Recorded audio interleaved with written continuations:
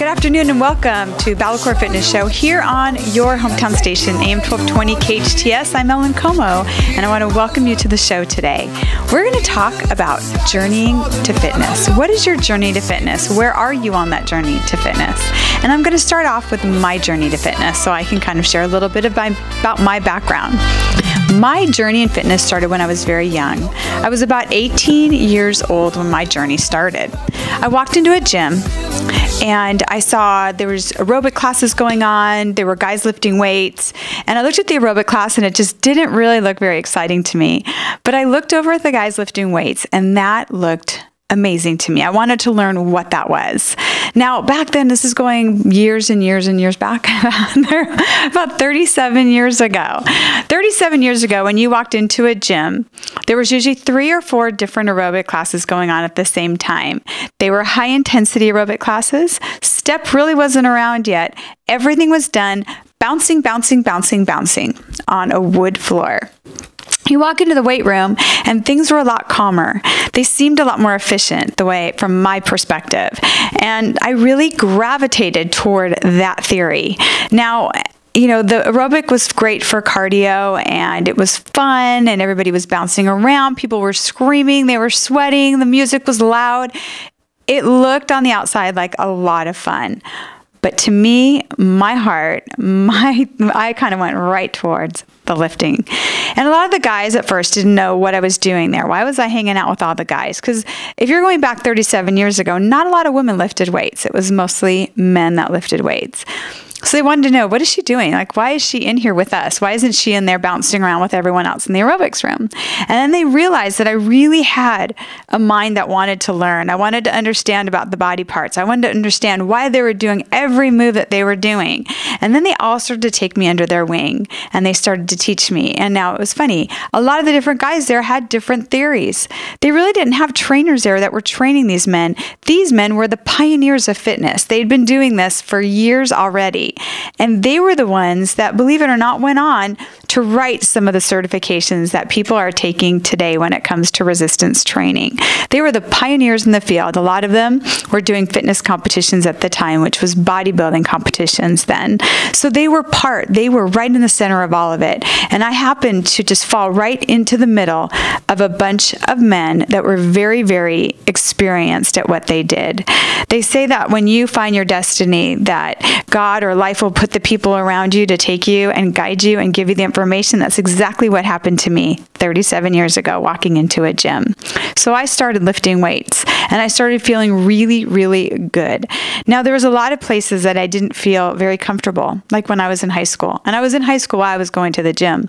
I just didn't feel comfortable with all the stuff going on. I was on drill team. I had lots of friends. It wasn't that. But I didn't have a passion for anything that I was doing. You know, I'd go to all my classes and I would do very well and I would listen very respectfully to the teachers, but did I have a passion for anything that was going on? No. So when it came to going to college and doing something, I was really I didn't know what I wanted to do. I had no passion. There was nothing pulling me in any direction. But when I walked into a gym, that's when everything lit up for me. That's when my passion started to ignite for fitness. So it happened a long time ago for me. Now, it didn't mean that I knew it all, because I didn't know it all. I wasn't even close to knowing it all. Some of the crazy nutrition phases that I went through, there was a time for 10 days straight, all I ate was grapefruit and eggs for 10 days. 10 days straight. Think about that. For 3 meals a day, I'd have a half a grapefruit and 2 eggs. That's what we did to lose weight back then. We didn't have the knowledge that we did today. So I tried all the crazy nutrition. I remember sitting down and having a chef salad. That is a bunch of cold cuts, eggs. Eggs are good, but then a lot of creamy dressing, and thinking that was better for me than having a hamburger. So, you know, if we're standing back now and looking at it, what would have been the better choice? There's some adjustments we could have made to the hamburger, and the hamburger would have been a much better choice for us. So I traveled through all the different fads. Now, all of a sudden, high-impact aerobics people were getting hurt. All that pounding on their joints, their knees, their ankles, and their lower backs were starting to bother them.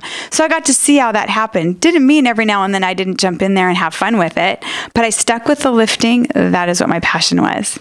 So here I am years later, and there really isn't personal training per se, but I start running. So now I'm lifting weights and I'm running as well. And I would go into people's homes and I would get them off their sofa and get them into a healthy lifestyle by taking them running. So I would show up at their door, knock on their door. They knew I was coming, so they couldn't be sitting on the couch doing nothing. And they were going to pay me whether they came with me or not. And I would take them and we would start getting outside, running. At that point, I wasn't bringing resistance training to them. That really wasn't a big thing. That wasn't known then. So that's how I started working with clients. Now, I worked in a gym called Pam's Figuretique. My job was to walk around and give buddy cards out for them to get more members. And I got fired because I wasn't getting enough members to join. The members weren't getting their friends to join, or I wasn't getting enough people in the buddy cards because I wasn't handing out my buddy cards. Instead, I was talking to people about their form. I was talking to people about how they were lifting. I was looking at them and trying to help them. And then I would forget to give the buddy card out because I was more focused on their results. And so I can't say that that was a bad thing that I did get fired. That was a different theory. We both wanted different things. I wanted to see people get healthier and stronger. They wanted more members. I get it. They're business owners. But what they didn't do is take into consideration that the more time I spent with these people, the more people that they would tell to come to their fitness studio.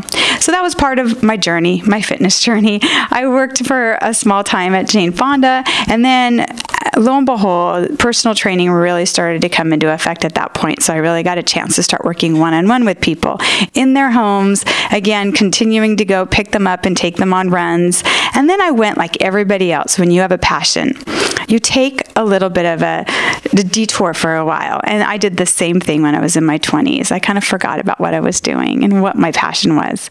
And then I got back involved in it as soon as I had my sons. So I've had a long, long journey to fitness to where I am today. Now I'm in my mid-50s. I am going through menopause. I'm keeping my weight off. I'm feeling great with the nutrition that I have. So I have a whole past. There's so many things that I can probably pull out of my bag of different areas of my journey of fitness. But now I want to talk about your journey of fitness. Where are you in your journey of fitness? Now, usually a journey of fitness starts with a desire. The desire to change your life. Maybe it's a desire, you see a picture and you say, I want to look like her, or I want to look like him. Or it could be your doctor telling you, you need to lose some weight or you're going to die. And that's happened many times. I've heard that with private clients that have come to me. Or maybe you just want to feel better, look better, or you want to avoid maybe what your parents went through by going through and getting fit and getting healthy. There's all kinds of reasons. We all have our own desire, but a journey to fitness starts with your inner desire that you have. And then there's two kinds of people. The one kind of one group of people, they just jump right in. They're in. They just are going into a gym and they're working out 6-7 days a week. They cut everything out of their nutrition. They don't even know why they're cutting it out. They just cut it out because. And then they find themselves kind of floundering around and they really don't know what they're doing, but they're all in. They are so in, their heart's right there. And then the other ones that do their homework. So they're researching. They're talking to their friends. They're looking on the internet. They're doing everything they possibly can to get information. And then they go into information overload and they don't know which way is right anymore. And I got to say, for that step, now you've got your desire. Now it's time to start doing a little bit of education, but also a little bit of jumping in as well. So you kind of have to be right in the middle of that in a very healthy center. Do your education. And also jump in. Don't be afraid to jump in. This is a lifestyle that you're going to have. And can I also tell you, this isn't going to be something that you're going to do for 3 to 6 months and then stop. This has to be a life's decision to be fit. This isn't a yo-yo anymore. We're going to talk about yo-yoing later and what it does to you. This is a choice that you make. So let's say now you have made the decision to be in. You've done some of your research. You've gone on the internet. And now you're on the internet thinking, well, if I do what they do, I'm going to look like they look. Don't get bogged down in that, please, because everybody has a different muscle structure and a different body, and we all respond to different things. And as far as nutrition, there's different phases and times in our lives, being male, female, being in our menopause years, being younger, and nutrition's going to change for that. So we're going to talk about a little bit about that later as well. So when you're on the internet, be really careful. I can go on the internet right now and go onto YouTube and pull up, I'm talking hundreds and thousands of videos that show you what to do. If you do this, you're going to have the best bottom. If you do that, you're going to have the best biceps. If you do this, you're going to lose 10 pounds in 3 weeks. Look at all that, take it all in, but I don't want that to get in your way of where you're going in your journey to fitness, because your journey is going to look different than what you see on those videos. Now that you're doing all of this and you're working out and you're trying to take things out of your diet, you're trying to change your nutrition, reality starts to set in. And you're like, wait a minute, this doesn't look like maybe what I thought it was going to look like. This is a little tougher than I thought it was going to be. There's some things that I need to do that I didn't know I needed to do. And unfortunately, that's when we get into the danger zone. And that danger zone is when a lot of people quit because they realize, wait a minute, this is too tough. I can't do this. It takes too much time. It takes too much effort. It takes too much of every part of me. And wait a minute, I didn't know this was supposed to be a lifetime. I thought this was supposed to be just a little choice I could make, and then for a few months, and then I could become fit and healthy. Just like all those people I see on TV and on videos. Be very careful. That is the danger zone. You want to get out of the danger zone as soon as possible. The first thing to do that with is you need to dial back your expectations. This is a journey. Now, remember the story of the tortoise and the hare? You don't want to be the hare. You want to be the tortoise. You want to be the one that finishes and makes this a lifetime of fitness. You don't want to be the hare that dashes out in front and gets out there and kind of goes, wait a minute. You know, oh, I'm so far out ahead. Oh, I can stop. I lost 15 pounds. You know what? I can go out and I can eat whatever I want for the next 10 days. I don't have to work out for the next 3 months.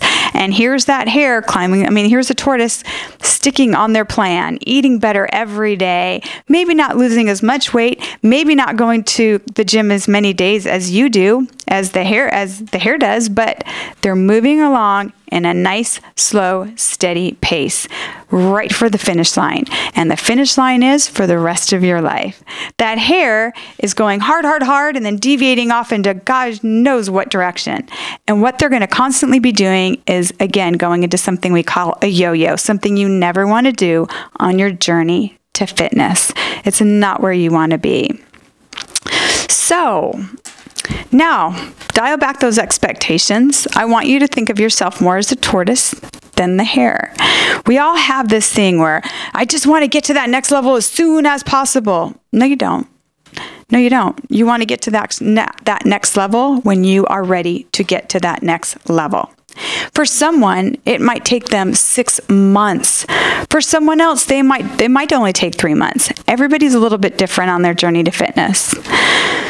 So, now you're ready. You're ready to change your life. You realize this is a lifetime choice for me. I'm ready. I'm raising my hand. I'm ready to be that tortoise. Let's go. First of all, I want you to start working out for fitness. I don't want you to start working out for weight loss yet. First of all, I want you to I want you to be very realistic. How much time and how many days a week do I have for fitness? How many days and how much time a week do I have? What is your realistic? What is your realistic time? Because what happens is people will jump in, and I will have it all the time with a client that walk in, I want to lose weight, I want my body to change, I want this, I want this. They tell me all their desires, all of their wants. And I'm like, okay, so how many days a week? Oh, I can be here 6 days a week. I can work out 2 hours a day. And then I kind of have to look at them and say, okay, let's stop for a second. Take a deep breath. Realistically, how much time do you have available to work out? Because I'm hearing that you have a husband, you have 2 kids, you're working right now. Can you honestly be here 6 days a week, 2 hours a day? And they start to think. And I'm like, okay, so let's dial this back a little bit. Let's realistically look at what we have in front of us. Do you have 4 days a week at an hour a day? Does that look realistic to you? And then some of them might think about it and go, gosh, 4 days is a lot. Maybe I only have 3. Okay. So 3 days during the week, maybe 1 week on the weekend. Would that work for you? Yeah, that you know what?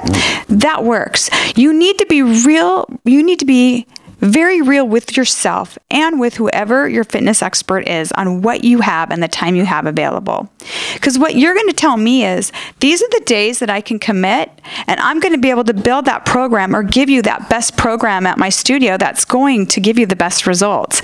If you tell me 6 days a week, 2 hours a day, I'm going to give you a completely, first of all, if you've never worked out before, I'm going to tell you that's not happening. You're not ready for that yet. But second of all, what I'm going to give you is going to look completely different. So your information has given me the wrong program for you. So be real realistic about the time that you have. Now you're on your regular workouts. You're feeling really good, and you have your routine down. There's times when I have people that they go out. This is what will happen. They'll run down their stairs and they slip down 4 stairs and, oh gosh, my ankle's swollen. So Ellen, I'm not going to be coming to the gym this week. And I said, yes, you are. I want you to come to the gym the regular 3 times that you always do. And we're going to do upper body and we're going to do some core. Now, why I do that, not just to get you in the body, but I'm continuing to set you up in your routine. I had someone who just could not walk in the gym. I'm not walking in a gym. I don't like the gym. I'm never walking in the gym. I want to get fit, but I don't want to walk in the gym. So I said, okay, so the only thing for the next month, you're not even going to work out with me. You're just going to walk in the door. And then as soon as you come in the door, you're going to spend about 5 minutes, see what we're doing, and you're going to leave. What I'm doing is setting up a routine with somebody. We all have routines we have to do. You wake up in the morning, we know we have to brush our teeth. We have to take a shower. There's things we just know we have to do. Every morning when I wake up, I have to take my 2 dogs out to go to the bathroom. Is that the thing that I want to do? Probably not. I'd rather wake up and do something else, but that's just a responsibility. That's something that I do. Working out needs to be the same thing. It's like brushing your teeth, taking a shower, getting ready for your day. If we didn't brush our teeth would fall out. So of course we need to brush our teeth for our teeth health, right? We need to take a shower. If we didn't, it's not very sanitary. We wouldn't have a lot of people around us because we'd be smelling really bad and we'd be very lonely, and that wouldn't be very healthy for us, would it? So we take a shower every single day or almost every day. So with that being said, that's working out. Working out is for your health. So you need to do these things. It's not something you think about. It's something you just get to the point where you just do. Let's say you're there. I'm showing up at all my workouts and I'm doing this. But you know what? Now I'm ready to start taking on some changes in my nutrition. And that's how I deal with a lot of my members and a lot of my private clients. I don't take them from the very first day and say, okay, you're going to work out this many hours a week and I'm going to completely transform your nutrition overnight. First, I get them on their fitness routine. That's how I do it, an exercise routine. Then I slowly start to work on their nutrition. Now this, again, you need to be very realistic. Are you somebody that works 12 hours a day? Your nutrition is going to look a lot different on how you go about your nutrition than someone who's a stay-at-home mom. If you're a man and you are traveling all over the country, or you're a woman and you're traveling all over the country for work, your nutrition is going to look a lot different than someone that goes to an office every day and is sitting. If you're working maybe in a restaurant or in a store where you're on your feet all day and you really can't just stop and eat in the middle of the floor, that's going to look a lot different than someone who is going into their office and sitting at their desk. So there's all these things that you have to consider. Does that mean you're going to be eating differently as far as the foods? No, the foods are going to be the same. It's how we put this together for you and how you put it together. A lot of people now are doing their meal planning where they're going ahead and they're prepping their meals for the week. And that's such a great idea. That was brought over from the fitness experts. Now then that's kind of gone mainstream. It works for some, for others it does not work. So you got to find out, is that a realistic thing for you that you're going to sit on Sunday and spend about 4 hours getting your food ready for the week? If you you can do it, it's the best, because then you grab your package and off you go. So if it does work, it's wonderful. For some people, it doesn't work. Now, I don't know. I don't do that. I don't meal prep because I like everything done very fresh every single day. I happen to have the time to be able to put into that. If you don't have the time to put into that, meal prep can be very, very helpful. So now let's go. We're starting your nutrition. We've got your nutrition on check. Now we have your fitness on check, you're exercising, you're eating right, everything's going really, really well. And for some reason, all of a sudden, you decide, everything's been going good. I'm going to take this weekend off. There's nothing wrong with that. But when the weekend becomes a week or 2 weeks, or if you're the kind of person that says, okay, I'm going to lose this 30 pounds, you lose that 30 pounds, and then you stop working out, eating right, and then you gain that 30 pounds back, and then it's time to take it off again. That again is called a yo-yo. We've talked about the yo-yo 3 times now. That is not good for you. Yo-yo dieting, yo-yo nutrition, no yo-yo fitness, yo-yo working out does not work. Remember, you don't want to be the hare. You want to be the tortoise, the one that slowly moves through and constant. The yo-yo is the hare. You're never going to get to the finish line feeling as good as you can. We're going to be right back. This is Ellen Como on BalaCore Fitness on your hometown station, AM 1220 KHTS.